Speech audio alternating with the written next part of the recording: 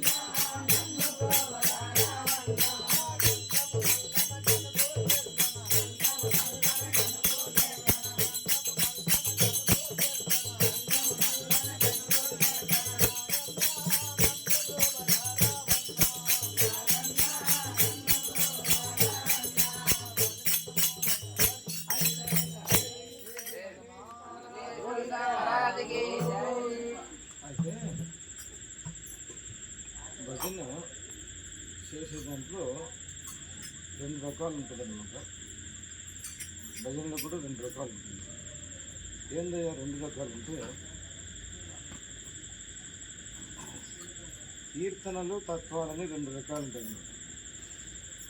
కీర్తనలు అంటే ఏంటి, తత్వాలు అంటే ఏమిటి అంటే, కీర్తనలు అంటే భగవంతుని కీర్తించడం. ఇప్పుడు శివ చెప్పినాడు, కీర్తించినాడు. ఆమె ఏం చేసింది, అనసూయాదేవి ఆ ముగ్గురు మూర్తులను సంటి పసిపిల్లలుగా తయారు చేసింది. బ్రహ్మ విష్ణు మహేశ్వరుని చేసి ఆమె ఉయ్యాలలో ఊపడము, మరి పాలు ఇవ్వడము, ఆ విధంగా చేసినట్లుగా ఆ యొక్క కవి ఏం చేశాడు, కీర్తన కట్టినాడు. ఆ కీర్తనను మనం పాడుకున్నాము, ఆనందపడ్డాము. ఇది కీర్తన అంటారు. అంటే భగవంతుణ్ణి కీర్తించడము కీర్తన. అంటే మనకంటే భగవంతుడు వేరుగా ఉన్నాడు అని భగవంతుని కీర్తించుకోవడం. మరి తత్వం అంటే ఏంటంటే, తత్వాలంటే ఏంటి అంటే, భగవత్ తత్వము అంటే భగవంతుడు మరి నాలో ఉన్నాడు. ఆయన ఆత్మ విచారణ చేత, తత్వ విచారణ చేత, తన దేహంలో ఉన్న దేవుని తాను తత్వ విచారణ చేత తెలుసుకోవడము గురించి చెప్పేదే తత్వాలు అన్నమాట. అది తత్వం అంటారు. ఇవి కీర్తనలు అంటారు. కీర్తనలేమో భగవంతుని కీర్తించుకోవడం, పొగుడుకోవడము. ఆయన భక్తుడు ఏం చేస్తాడు, భగవంతుని పొగుడుకుంటాడు. భగవంత అని చెప్పి ఆయన ఎన్నో రకరకాలుగా పొగుడుకోవడం కీర్తనలు. మరి తత్వం ఏమో భగవంతుని యొక్క ఆత్మతత్వాన్ని తన దేహంలో తెలిపేది తత్వం అన్నమాట. అయితే చాలా సంతోషమే. తత్వం ఏమో పరమాత్మని గురించి తెలుసుకుంటుంది, తన దేహంలో ఉన్నది. కాబట్టి మరి పరమాత్ముడు ఎక్కడ ఉన్నాడు, బయట ఉన్నాడా, లోపల ఉన్నాడా? లోపల ఉన్నాడు, బయట ఉన్నాడు, రెండు తెలుసుకుంటాడు జ్ఞాని. మరి భక్తుడు ఏం చేస్తాడు, గుళ్ళోనే ఉన్నాడు, నాలో లేడనుకుంటాడు. చూడండి, భక్తుడు ఏం చేస్తాడు, గుళ్ళో ఉన్నాడని ఆ ఊరిలో గుడి కడతాడు, దశరథరాముని గుడి కడతాడు. పురోహితుడు వస్తాడు, తాళం తీస్తాడు, ద్వారం తెరుస్తాడు. అప్పుడు భక్తుడు ఏం చేస్తాడు, భగవంతుని దర్శనం చేసుకుంటాడు. ఇక ఆ భగవంతుని దర్శనాన్ని చేయించేటైన పురోహితుడు. పురం అంటే ఊరు, హితం అంటే మేలుగోరడం. చూడండి, అర్థం చేసుకోండి. పురోహితుడు అంటాం ఆయన. పురం అంటే ఏంది, ఊరు. హితం అంటే ఏంది, మేలుగోరడం. ఆ ఊరు మేలుగోరి ఆ ఊరిలో ఉన్నటువంటి మానవులందరూ ఆనందంగా పాడి పంటలతో మరియు పిల్లలు పెద్దలు అందరూ కలిసి సుఖశాంతులతో ఉండాలని చెప్పి ఆయన ఆ భగవంతుని గురించి ఉపాసన చేస్తుంటాడు. అది భక్తితో భగవంతుని ఏమయ్యా భక్తితో భగవంతుని సూచిస్తుంటాడు ఆయన పురోహితుడు. మరి ఇక్కడ చూడండి, ఇక్కడ వినండి, ఇది కూడా పురహం. నవద్వారే పురే దేహి నైవ కించిత్ కరోమితి సహా. నవద్వారాలు, ఇది 9 ద్వారాలు ఉన్నటువంటి ఈ పురంలో కూడా, పురం అంటే ఊరు అనుకుంటుంది కదా, ఇది కూడా ఊరే. ఈ శరీరంలో, ఈ శరీరం ఒక ఊరు అన్నమాట. నవద్వారే పురే దేహి, 9 ద్వారాలతో ఉన్నటువంటి ఈ పురంలో కూడా ఎవరున్నారు? దేవుడు ఉన్నారు. దేహంలో ఎవరున్నారు? దేవాలయంలో ఎవరున్నారు? దేవాలయంలో దేవుడు ఉన్నాడు. ఈ కళ్ళతో చూసాము. ఏ కళ్ళతో? కదా దర్శనమైంది. మరి దేహంలో దేవుణ్ణి ఏ కళ్ళతో చూడాలి? ఈ కళ్ళతో చూస్తే కనపడదా? అందుకొరకు చూడండి, జ్ఞాననేత్రం అవసరం. దేహంలో దేవుని చూడాలంటే జ్ఞాననేత్రం అవసరము. మరియు దేవాలయంలో దేవుని చూడాలంటే మాత్రమే ఇది మాంసనేత్రాలు అవసరం. ఇది మాంసనేత్రం. అదే మంత్రనేత్రం.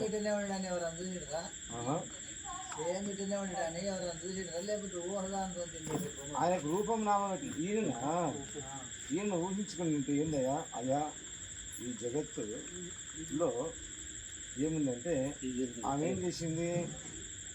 పార్వతీదేవి ఏం చేసింది? మరి ఆమె ఏం చేసింది? ఒక నలుగు పిండి, ఆ నలుగు పిండితోటి ఆమె స్నానానికి పోతుంది. నలుగు పిండి పెట్టుకుంటారు స్త్రీలు ఎక్కువ, నలుగు పిండి అనమాట. ఇప్పుడు ఇవి వచ్చినాయి సబ్బులు, సింతాల్ సబ్బులని, సంతూర్ సబ్బులని ఇప్పుడు వచ్చినాయి. కానీ అప్పుడు సింతాల్ సంతూర్ ఏ లేవు. అప్పుడు అన్నీ ఇవి ఉన్నాయి అనమాట. అంటే చూసిన వాళ్ళు ఎవరు నిజంగా చూసిన వాళ్ళు ఉన్నారా, లేకపోతే అయితే పోయా ఆ విధంగా ఉన్నారు. ఇప్పుడు నీ తాత ఏ విధంగా ఉన్నాడో నీకు తెలియదు. నీ తండ్రి ఏం చేశాడు? నాయన, మా నాయన ఈ విధంగా ఉన్నాడని, నీ తాతరా ఈ విధంగా ఉన్నాడురా చూడురా అని చెప్పి నీకేం చేసినాడు? వాళ్ళ తండ్రి ఫోటో నీకు చూపించినాడు కదా. నీవేం చేశావు? మా తాతని అని నువ్వు నమ్మినవు. నీ తాత నువ్వు చూడలేవు, కానీ మీ నాయన చెప్పంగా నమ్మినావు. నిజమే చెప్తాడు మా నాయన అని నువ్వు నమ్మినావు. అబద్ధం చెప్పిండా నిజం చెప్పిండా? నమ్మాల్సిందే కదా. నమ్మకం అవుతుందా లేదు మీ నాయన మీద? ఇది కూడా నమ్మకంతోనే దేవుడు. ఓయా, నమ్ముతేనే దేవుడు, నమ్మకపోతే దేవుడు కాదు. నమ్ముతేనే దేవుడు. నమ్మిండు ప్రహ్లాదుడు, నమ్మిండు దేవుడని. హిరణ్యకశిపుడు దేవుడని నమ్మలేదు. అరే దేవుడు ఎట్టుంటారా? నేనే దేవుడిరా, ఓం నమో హిరణ్యకశిపాయ నమః అనాలి, లేకపోతే మన గేట్లే. హిరణ్యకశిపు మంత్రం జపం కూడా అదే. నమో నారాయణ పోయింది. నారదు కూడా నమో నారాయణ పోయి తీసేసిండు. ఓం హిరణ్యకశిపాయ నమః అనాలి ముందరకు పోయి, లేకపోతే ఏటు కొడతాడు. నారదుని కూడా ఏట్లు పట్టించిండు ఊరుకోలే రాజు కదా. ఓం నమో హిరణ్యకశిపాయ నమః అనాలి, లేకపోతే కొడతాడు. చూడు మరి మంత్రం బాగా. కాబట్టి పోయా జ్ఞానం లేక కాదు, వాళ్ళ పూర్వజన్మ కర్మ. చూడండి పోయా, హిరణ్యకశిపుడు జపము తపస్సు చేస్తే, బ్రహ్మదేవుని గురించి తపస్సు చేస్తే చూడండి, ఈ శరీరము కూర్చొని కూర్చొని కూర్చొని కూర్చొని అట్లే జపములు చేస్తా, ఓం నమో బ్రహ్మదేవుని చేస్తా ఉంటే పైన చర్మం ఊసిపోయింది, కండలన్నీ ఊసిపోయినాయి, మాంసం పోయింది, ఏమీ లేదు. ఉత్త ఎముకలు మాత్రం పుల్లల్లాక గూడుల్లాగా మిగిలినాయి. అయినా కానీ మంత్రం మరుస్తలేడు.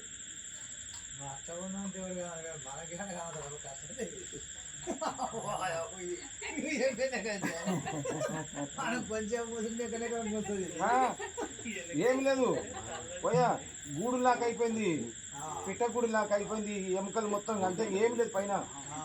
మరి చూడు అమ్ముతున్నాడు అయ్యా, శివ మమ్మల్ని అందరికి అమ్మేస్తున్నాడు.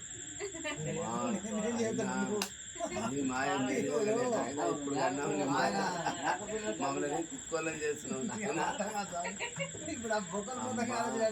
3 గంటలు కూర్చుంటాయా, నేను చూసిన అమ్మా నాయన ఏడ దేవుడు కావాలి మమ్మల్ని చూద్దామని కనుక్కుంటున్నాడు ఆయన.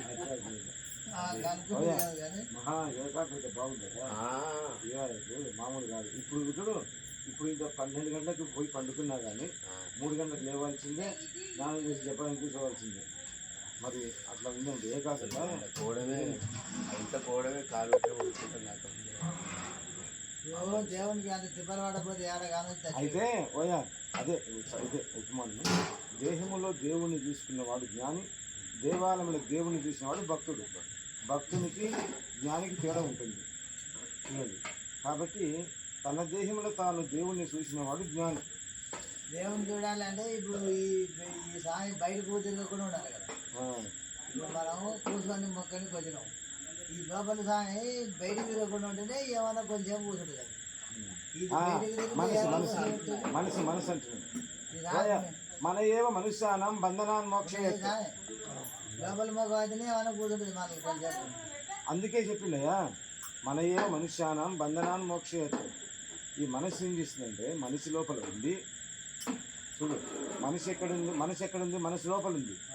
ఆ మనిషి లోపల ఉండే మనస్సు అదేం చేసింది? అక్కడ ఉండక వాయుతత్వం కాబట్టి అది వాయుతత్వం అనమాట. కాబట్టి వాయువు ఎట్లయితే చలనం అవుతుందో అట్లా మనస్సు అనేది చలనం అయిపోతుంది, దాని యొక్క తత్వం అది. కాబట్టి ఆ యొక్క మనస్సును నిగ్రహించడమే చాలా గొప్పది అన్నిటికన్నా.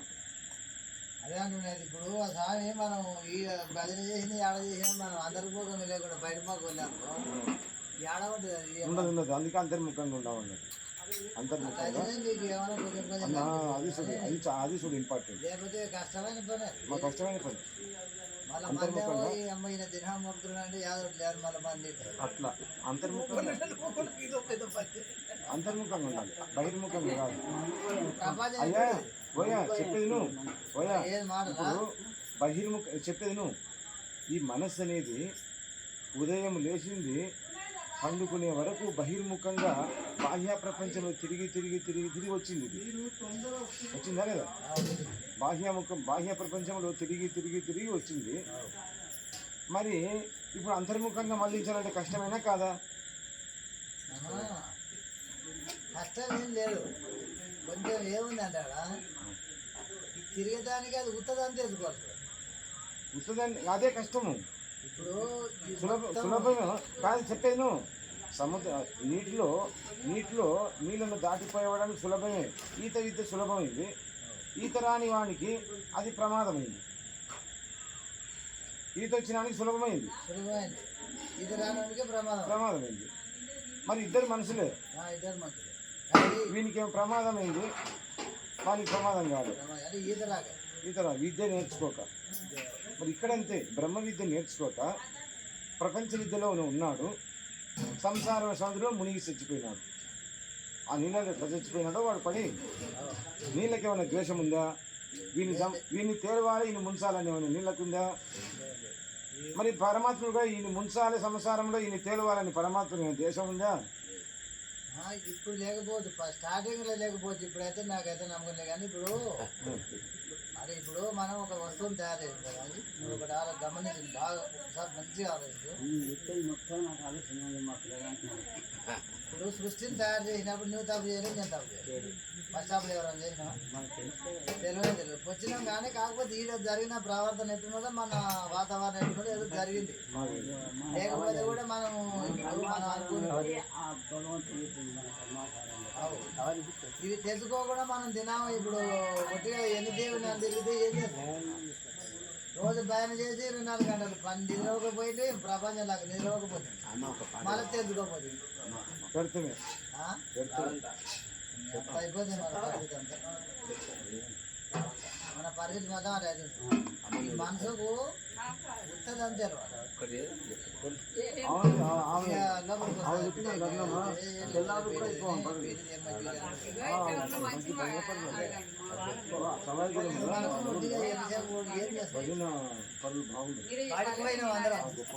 అక్కడ ఈ కొన కూర్చొని పొద్దున కూర్చున్నాం, పద్దెన కూర్చొని వచ్చినాం. వాడికి గంటలా చెప్పింది ఏమంటారు? అయితే ఓయా సరే, అయితే ఇప్పుడు ఏం చెప్తుంది సంవత్సరం ఓయా చెప్పేది ఏం చెప్పలేదు సాయం. మేము బడికి పోయినాం, ఇక్కడ వెనక కూర్చునేమో ముందర కూర్చునేమో మార్కులు వచ్చు మధ్యలో కూర్చున్నాం అంతే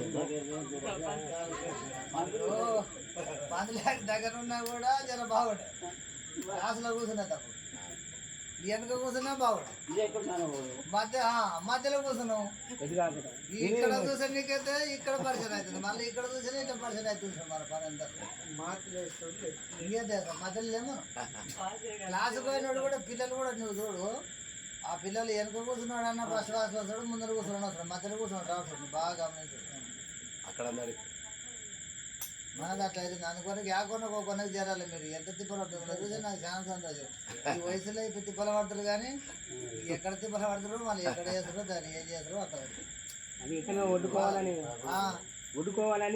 ఎట్లా కొడుకోవాలంటే తినా కొడుకుడు ఏడవద్దు తెలియదు గొడవలు మొద్దు పోతుంది మన చేతులు పోతే కాళ్ళు పోతే కష్టం పోతుంది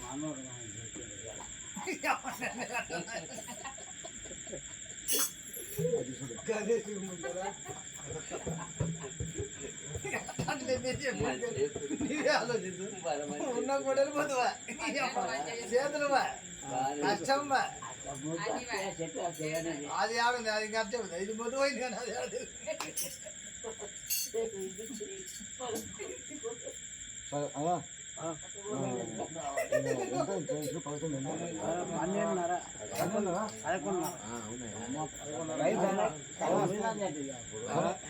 ఇక ఎంతనైనా కానీ సాయం వాళ్ళు మొత్తం అన్ని వదిలిపెట్టుకున్నాడు రోజు అవుతుంది సామి రోజు పైసలే 12 గంటల రోజు నీ పథకాన్ని నుంచి పెద్ద మనిషి అడుగు నిజమే అంత లేకపోతే వదరా ఇప్పుడు మా ఆయన రా అన్నాడు మిద్దె దిగుతలేడు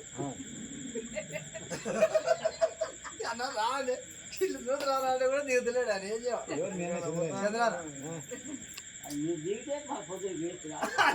అదే చెప్తున్నాడు అదే చైతన్యం తెలుస్తలేదు